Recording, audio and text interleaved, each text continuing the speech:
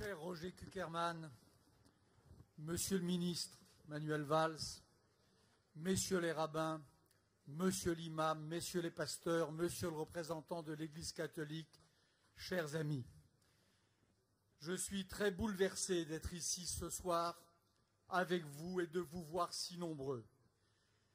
Je suis très bouleversé par ce que nous venons d'entendre, par ces jeunes juifs qui sont venus dire ici, avec leurs mots qui étaient aussi les mots d'autres qui les ont précédés, leur fierté d'être juifs.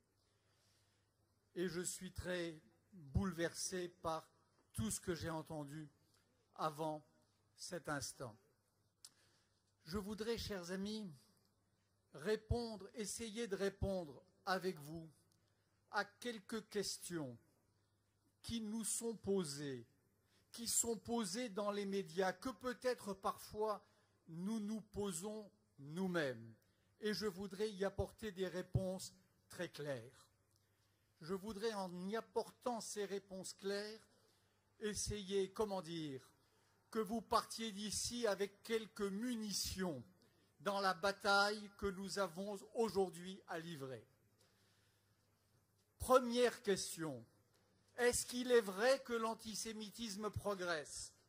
Est-ce qu'il n'y a pas, j'entendais cela hier soir sur une chaîne de télévision, des statistiques qui nous disent que le nombre d'actes antisémites serait en régression cette année par rapport à l'année dernière? Mais qu'est-ce que ça veut dire? Qu'est-ce que c'est que ces comptes d'épiciers? Qu'est-ce que c'est que cette comptabilité macabre? Peut-être que les actes ne sont pas en progression, mais l'antisémitisme progresse dans les têtes, mais l'antisémitisme progresse dans les rues. Et quand dans les rues, on entend revenir, comme cela a été dit par le président Kuckerman et par Harlem Désir, ces mots d'un autre temps: Juifs, votre place n'est pas en France, un seuil qualitatif a été franchi. On est passé des actes aux mots, on est passé des mots à la parole, soi-disant libre, et avec cette parole prétendument libre, on est passé à la Constitution, à Paris, à Nantes, où des milliers de personnes s'étaient réunies, avaient acheté leur ticket pour venir prendre leur dose d'infamie. On voit aujourd'hui, dans la France d'aujourd'hui, de véritables groupes en fusion antisémites. Oui, en ce sens-là, l'antisémitisme progresse. Question numéro 2. Est-ce qu'il faut vraiment en parler? Est-ce qu'en en parlant, on ne lui fait pas la publicité? Est-ce que nous n'en faisons pas trop?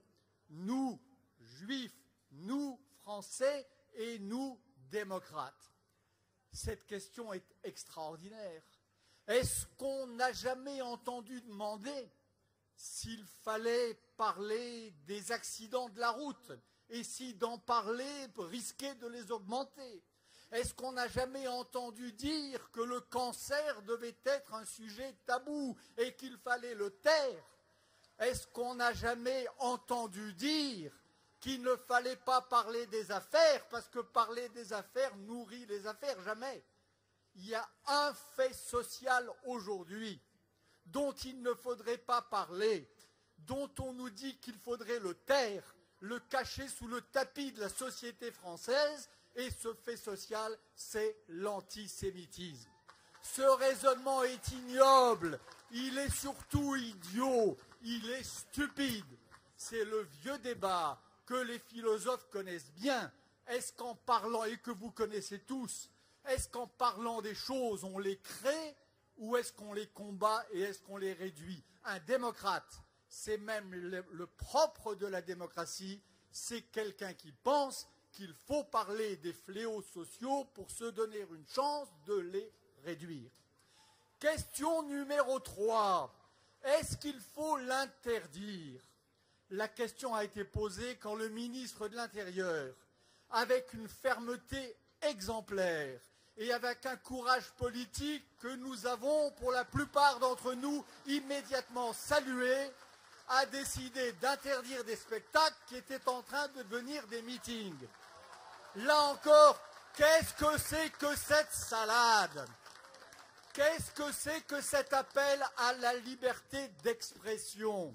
Les spectacles que l'on interdisait étaient donc des meetings où l'on appelait à la libération de Fofana, le chef du gang des barbares, l'homme qui allait se produire à Nantes, pour lequel 5000 Nantais ou voisins de la région venus en car s'apprêtaient à payer pour l'entendre, était un homme qui s'apprêtait, sur la scène du Zénith de Nantes, à crier « Libérez Fofana ». Cela n'est pas une opinion, cela n'est pas une idée, c'est un délit. Et puis, qu'est-ce que c'est que cette histoire? Cette fameuse phrase que l'on nous cite à longueur de colonne, cette prétendue phrase de Voltaire, disant « Vos idées ne sont pas les nôtres, mais je me battrai jusqu'à la mort pour que vous puissiez les exprimer. » Cela est une imposture, cela est un mensonge. Je voudrais vous dire ici, et c'est ça les munitions dont je parle, Voltaire, dans les lettres anglaises, n'a jamais, ni ailleurs, n'a jamais prononcé cette phrase. Cette phrase est un faux, cette phrase est un mensonge, cette phrase a été inventée par les propagandistes de la haine pour qui la liberté de tout dire veut juste dire la liberté d'insulter tranquillement les Arabes, les pédés ou les Juifs. J'ajoute, puisque je parle des lettres anglaises, qu'il faut arrêter aussi de nous dire que la France serait le pays des interdits et que nous devrions regarder du côté des pays anglo-saxons où la liberté de tout dire est une règle. Là encore, c'est faux. C'est faux. Si M. Dieudonné ou M. Soral exprimaient aux États-Unis le 10e de ce qu'ils expriment en France, il n'y aurait peut-être pas un ministre de l'Intérieur pour interdire leur libre parole, mais il y aurait des bataillons d'avocats, apôtres à juste titre du politiquement correct, pour leur faire ravaler leur saloperie. Arrêtons de dire et de donner en exemple les pays anglo-saxons soi-disant partisans et patrie de la parole libérée. Quatrième question. Est-ce que cette montée de l'antisémitisme est fatale? Est-ce que nous devrions livrer cette bataille avec le sentiment qu'elle est perdue d'avance? Je ne le crois pas. Pas seulement parce que je ne veux pas le croire, pas seulement parce que j'ai un tempérament batailleur, mais parce que l'histoire dit, et l'histoire de France en particulier, que quand on veut, on peut. Après tout, il y avait des crimes en France qui étaient des crimes ordinaires, contre lesquels on avait l'impression que l'on ne pouvait, qu'il ne fallait rien faire. L'homophobie, le viol, le sexisme insulteur des femmes. Ces crimes-là, au cours des dernières décennies, ils ont été réduits parce qu'ils ont été punis. Pourquoi pas l'antisémitisme? Il y a des pays de fortes traditions antisémites où l'antisémitisme a reculé.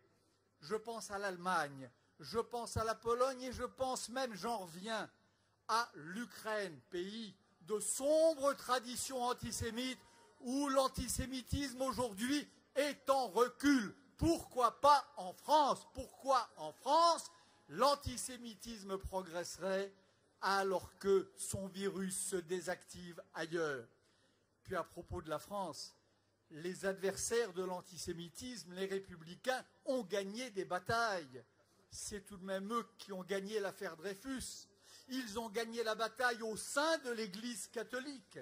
Les forces lumineuses, les forces d'amour l'ont emporté sur les forces de haine et les forces sombres qui, un temps, ont fait la loi au sein de l'Église catholique.